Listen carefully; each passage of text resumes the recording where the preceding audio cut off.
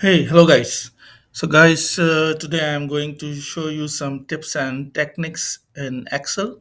So, without wasting the time, we started. So, the first thing you can paste your text with another way. You can copy and paste and Control C and Control V, but today I'm going to show you the other way. You will copy in the same way. You will press Control C, but when you have to paste, you just come on the other cell and press Enter. So you see now our text has been pasted. Like this, I copy this and just press Enter. So, okay, this is the first techniques. The second techniques about our text. Suppose we write one and we drag this here and fill series.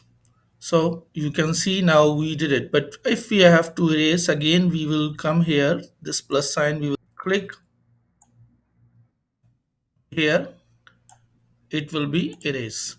Okay. Okay guys,